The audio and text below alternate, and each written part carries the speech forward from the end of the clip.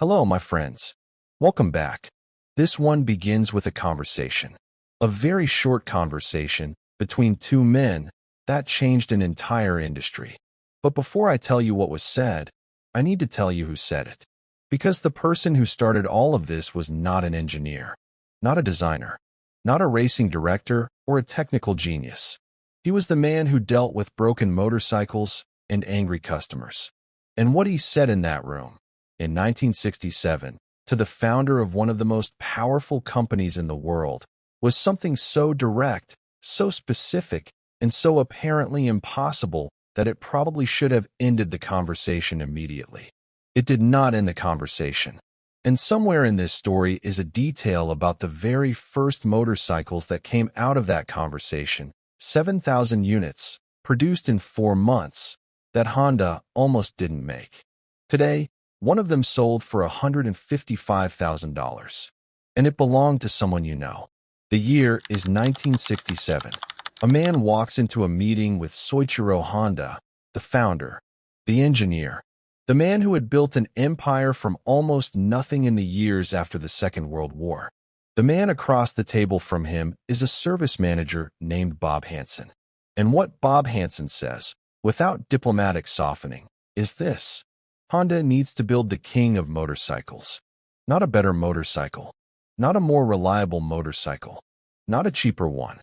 Though Honda was already winning on all 3 of those counts. The king.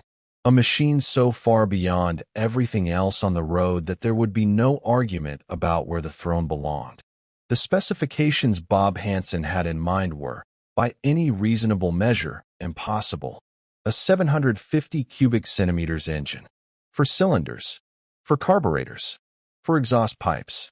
A front disc brake. Something no affordable production motorcycle had ever carried. An electric starter. A top speed of over 200 kilometers per hour. 0 to 400 meters in 13.2 seconds. No motorcycle had ever done all of this at once. No motorcycle had ever come close to doing all of this at once. In February 1968, a team of 20 Honda engineers sat down to try. 14 months later, they had done it. This is the story of the Honda CB750. And the reason it changed motorcycling forever is not simply that it was fast, or advanced, or well-made. It is that the world had to invent a new word to describe what it was. But to understand what that word meant, and why it had never been needed before, you need to understand what the best motorcycles in the world actually looked and felt like in 1968. Because what Honda was about to walk into was not an open field. It was someone else's kingdom. In 1968, the most respected motorcycles in the world came from Britain. Triumph, BSA, Norton, machines with decades of history, genuine racing pedigree, and a loyal following that stretched across every English-speaking country on Earth. A Triumph Bonneville was the benchmark. If you wanted speed, character, something that felt alive beneath you, British was the answer. They had problems. They leaked oil. They required constant attention. The Kickstarter was a ritual that could take minutes on a cold morning and sometimes refuse to engage at all. No disc brakes. No electric starters. Twin-cylinder engines, capable and tunable, but limited by the architecture of 2 cylinders doing the work that more cylinders could share. American riders who walked into Honda dealerships in the mid-1960s were polite about it. The small Hondas were reliable, inexpensive, sensible. They were not the machines a rider dreamed about. Bob Hansen understood this, and he told Soichiro Honda exactly what the American market needed and what Honda was not yet providing. What the 20 engineers built over the next 14 months was not an improvement on what existed. It was a statement that what existed was no longer the standard. And when it arrived at the Tokyo Motor Show in October 1968, the journalists and riders who walked around it didn't applaud. They went quiet first. That silence is worth understanding. The engineering team that assembled in February 1968 understood the stakes. This was not a routine development project. This was Honda's answer to a challenge that had been implicit in the market for years, and was now, finally, explicit in a brief from the founder himself. The engine they designed was a transverse inline four cylinders mounted side by side across the frame, a single overhead camshaft for separate carburetors. Nothing like this had ever been mass-produced in a motorcycle. The visual result alone was extraordinary. For chrome exhaust pipes sweeping down from the engine in matched pairs, a signature that belonged to nothing else that had ever come out of a factory. The front brake was a hydraulic disc, technology borrowed from the automotive world. At the time, found on exactly 0 affordable production motorcycles. You squeezed the lever and the machine stopped with a precision that drum brakes could not approach.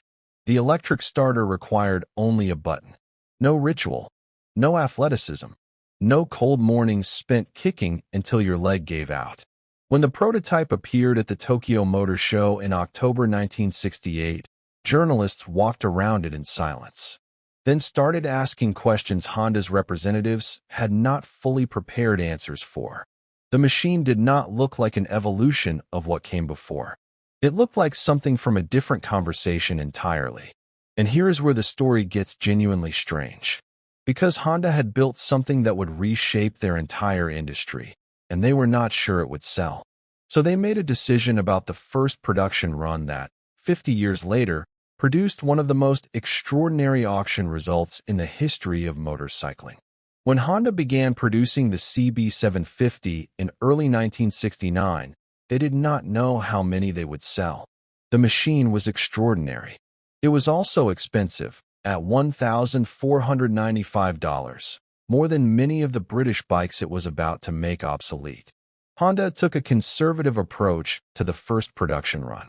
The engine cases for the earliest bikes were made using a less refined casting process that left a slightly rough surface texture.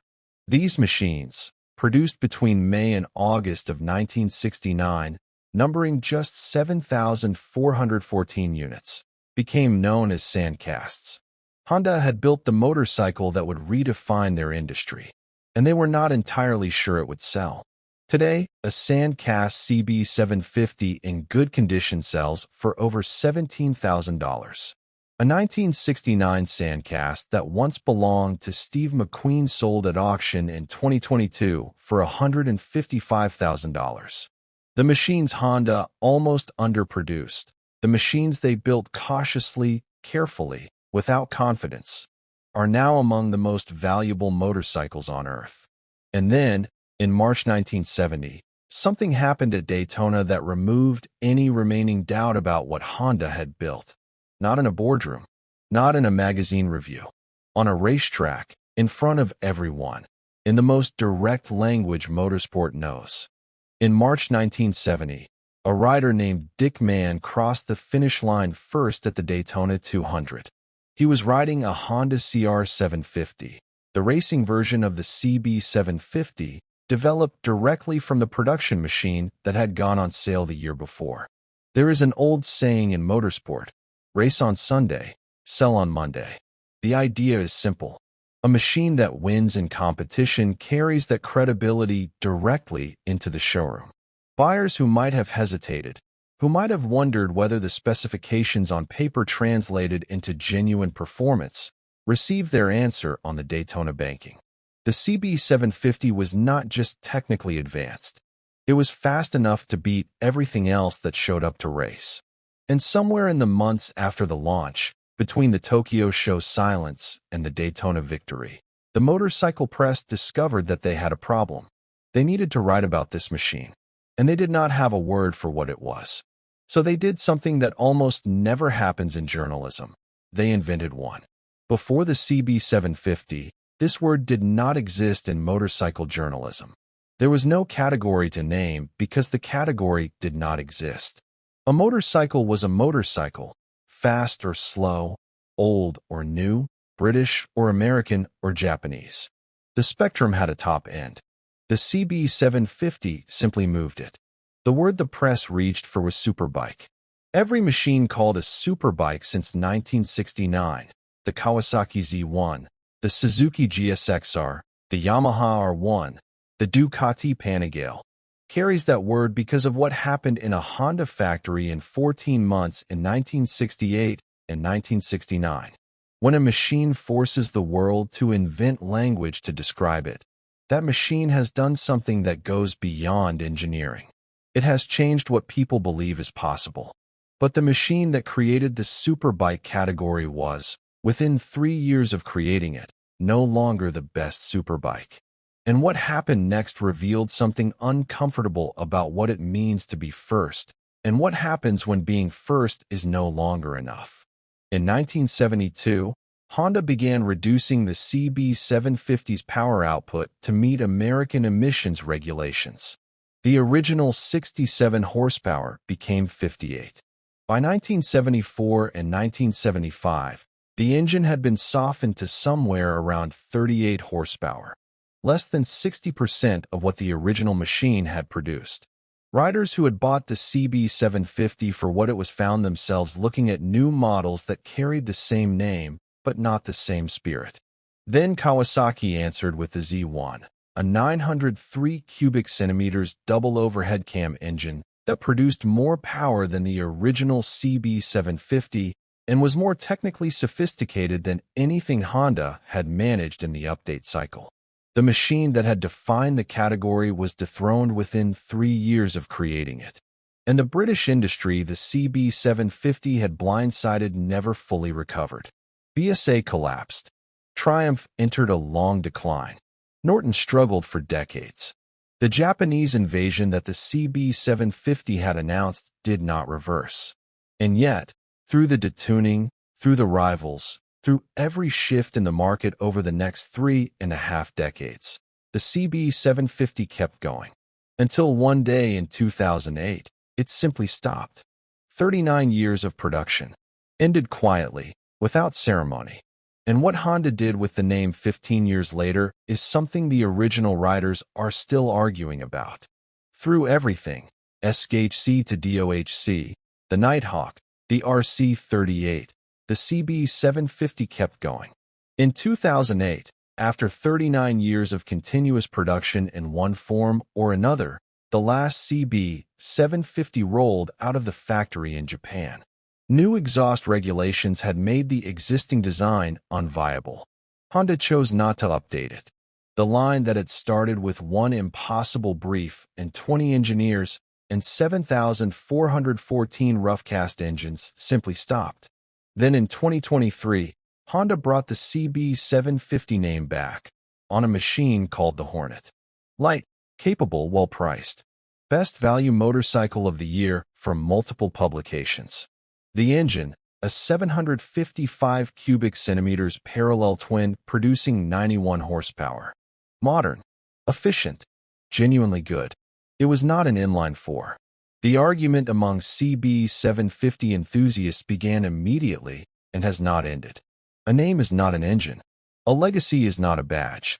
The riders who remember what the original machine meant, what it meant to see 4 chrome exhausts and a disc brake on a motorcycle that cost less than a Triumph, do not entirely accept the substitution. They may be right. Whether the Hornet is a CB750 in any meaningful sense is a question Honda has answered commercially and enthusiasts continue to contest. But here is the question underneath that argument, and underneath this entire story, that I want to leave you with. Because it is not really about a motorcycle. What the CB750 actually did, not the disc brake, not the electric start, not the inline-4, was this. It made the existing language insufficient. Before the CB750, the motorcycle industry spoke one language. After it, that language needed a new word. Superbike. A word that had not existed, that nobody had needed, that the CB750 made necessary simply by existing. When a machine forces the world to invent language to describe it, that machine has done something that goes beyond engineering. It has moved the edge of what people believe can be built and bought and ridden home from a showroom. My friends, Bob Hansen was a service manager. He fixed broken motorcycles. He listened to unhappy customers. He was not supposed to be the person who changed the industry. But he walked into a room, told the truth about what was missing, and trusted that the people in that room could build it. Whatever you are working on right now, Whatever feels too large, too fast, too technically demanding for the time and resources you have. The CB750 was built in 14 months by 20 people who had never done it before. When they were done, the world needed a new word. Give yours time. Before you go, tell me in the comments which part of this story surprised you most. Was it the service manager who started everything with one conversation? The 7,414 Sandcast Honda almost didn't make, one of which sold for $155,000? The word Superbike that didn't exist before this machine created the need for it? The 39 years of production that ended quietly in 2008? Or the argument that is still happening right now about whether a parallel twin with the right badge is the same thing as what started it all? Subscribe if you want to follow these stories wherever they lead next. Until then, build what hasn't been built. And if the world doesn't have a word for it yet, give it time.